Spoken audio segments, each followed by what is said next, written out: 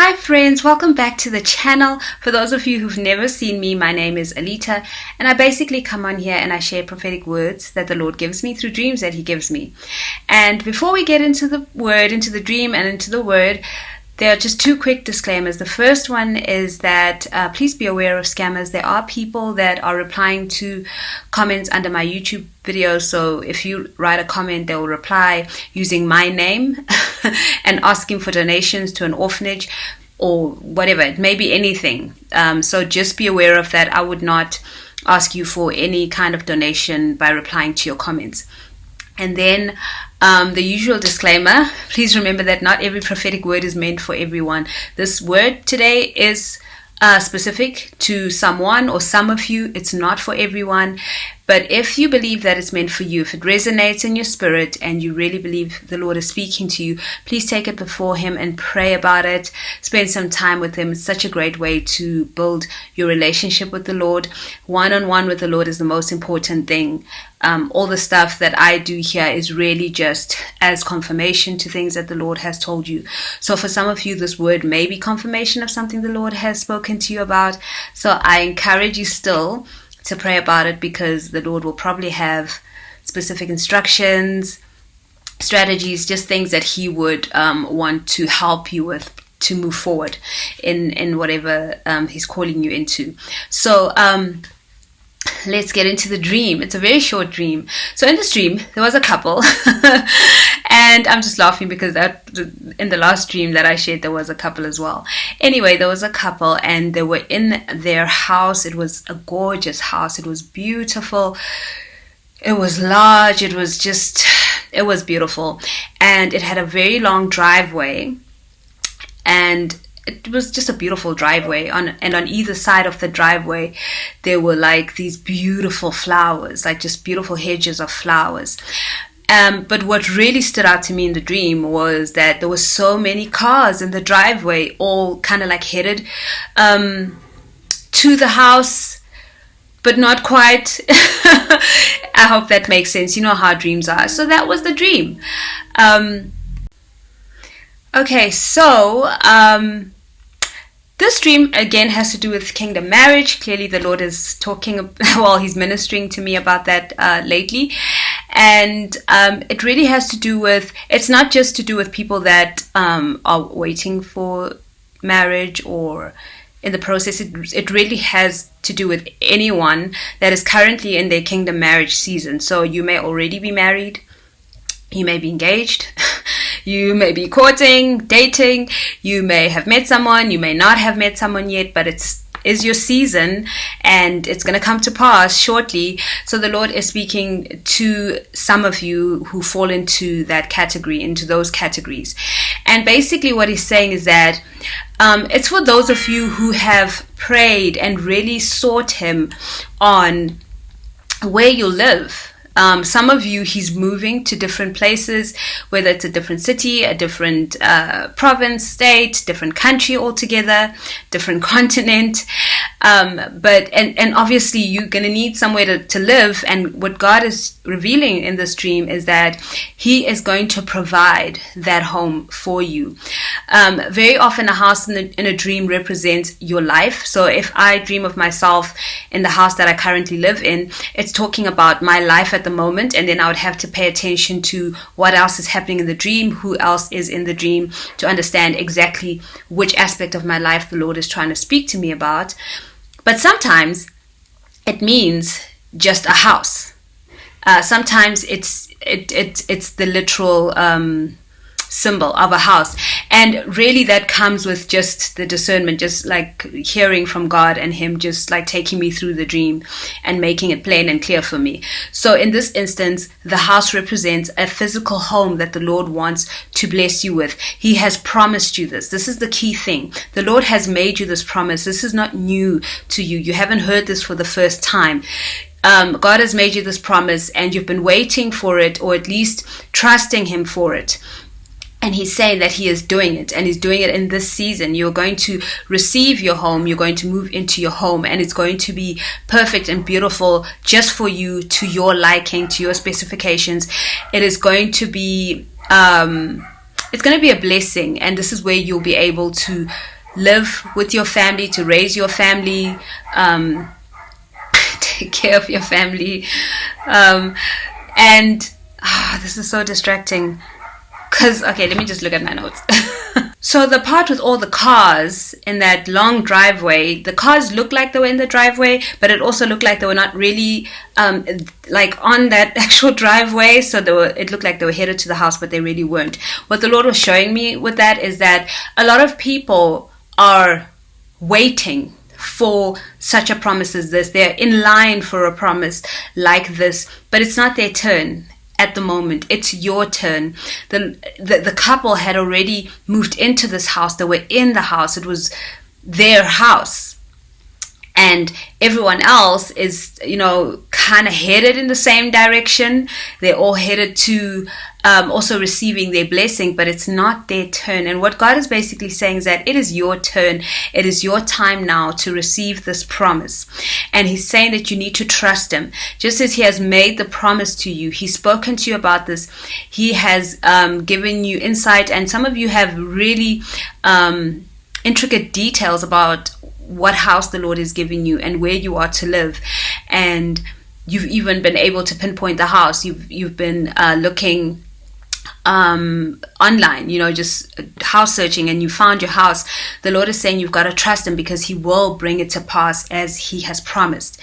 And this also ties in with the decrees, because I was really thinking about this, and the Lord brought this so clear to my mind. And He's saying, when you decree a thing, it must come to pass. It becomes law in the spiritual realm. And the spiritual realm is more real than the physical, right? This is temporary, but the spiritual realm is more real. Like, things get concluded there first before they manifest here in the physical. So when you speak your decree and you put it down as a decree, it must come to pass.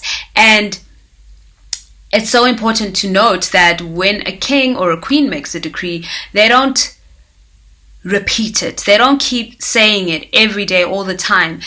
This was a very, it was an eye-opening revelation to me, because, being in various churches, you get taught to just have all these repetitions, like just keep pushing and keep repeating. And it's not a bad idea to keep pushing and praying, because I think it's in the book of Luke, we see that widow who kept going to the judge, and she kept pestering the judge until he did what she asked. But that's a different scenario. Here God is saying He's given you authority to make decrees. He's given you His name. He's saying, in my name you'll make these decrees. You will use my signet ring and make these decrees. So it's like you make that decree, and then you just trust that it will come to pass, that it will happen. That's something that He revealed to me in the past few days. And another thing that He revealed to me around the decrees is that this actually happened. This actually is like a testimony in a way. I can't give you like the actual details as yet, but I had a situation where I made decrees according to what the Lord had asked me to. And that's a very important thing before I get into my mini testimony, is that your decrees have to be something that the Lord has given you to decree in a way. So it has to be either in His word, you're decreeing His word over your life, over your family, or it's something that He's spoken to you about, He's confirmed to you, and He's saying, you need to get that. I'm moving you to a different city, so you need to make a decree around this move. There's certain things that you need, right? So if it's another country, maybe you need a passport, maybe you need a visa. It's all these things that you need to be. That's how you determine what decrees to make, because we're not just out here just like making decrees over everything. That's not how it works. We really have to be in line with God's will, because at the end of the day, that's the most important thing. Is this God's will for my life? I want this, but is this God's will for my life? So that's an important aspect of making decrees. Now, the other thing, what I wanted to share is the testimony, and this is part of what I learned about decrees as well, is that I made a few decrees that the Lord had put on my heart to make over my life, over my family, and certain things started to happen. Like, that seemed like, my decrees were not working. It seemed like the opposite of what I asked for.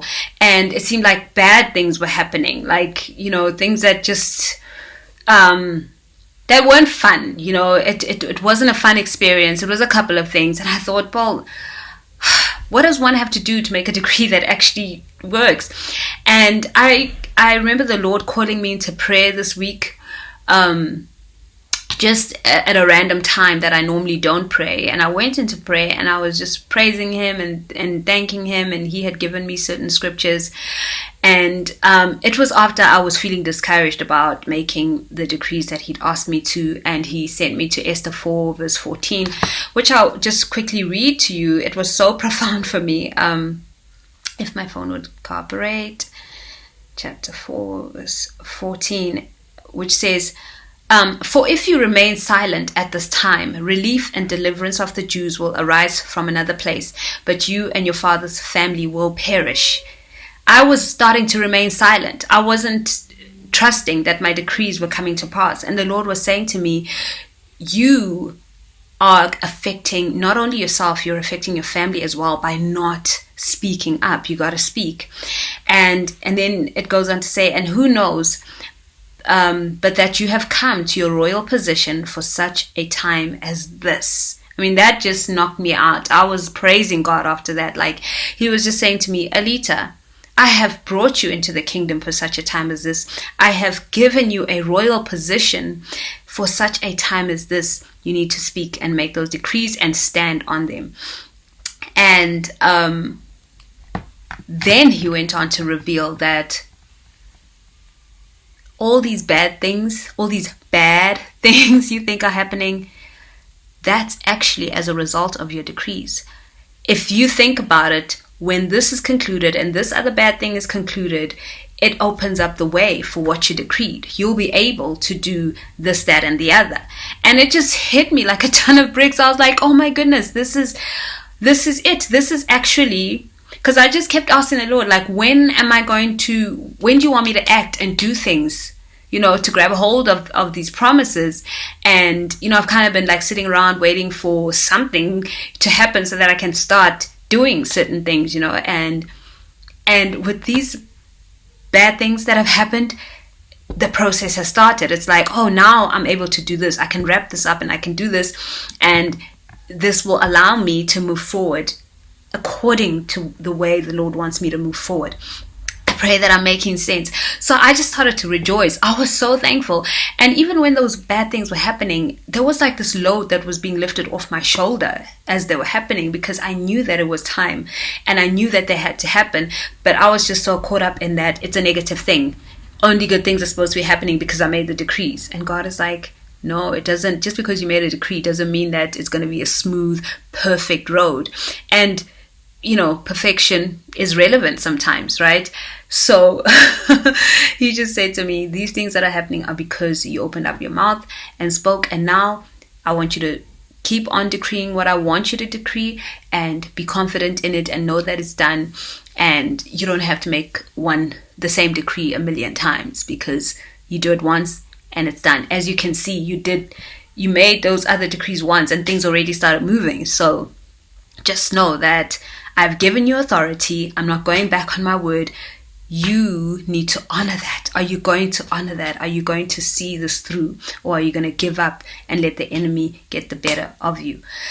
Hard lessons this week. It was a very, very, very intense but amazing week because of just the amazing lessons that I got, that the Lord gave me. So I really pray that this blesses you. For those who this word is for, the Lord is giving you your house. You are going to move into that house.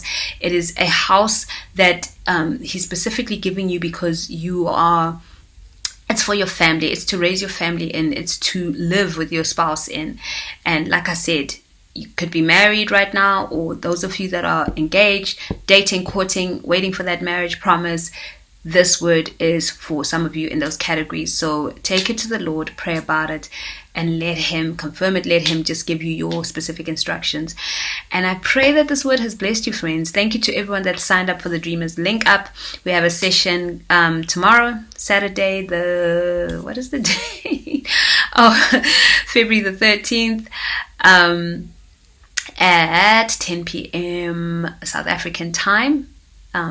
So do sign up for that if you guys are interested in having your dreams interpreted. So we just get together as a group and we read over each other's dreams and we together interpret them, because we are in this together, and it's really about growing in that gift and knowing and just getting more experience in terms of interpreting your own dreams. If you are interested, the links are all below. And I also have another channel where I read scriptures, just as part of something that you can use. It's a tool that you can use for your quiet time. If you're interested, the link is also in the description box. Okay, I'm done with all my advertising. Friends, thank you for watching. Remember, God is such a good Father. He loves you so much. Okay, I'll catch you guys in the next video. Have a wonderful weekend, and remember that God is such a good Father. He loves you so deeply, and you are so special to Him. Your voice is so gentle, your heart so full of love, your touch is so soothing. You are all I need. You rewrite my history and brighten my future. Your grace is so daring.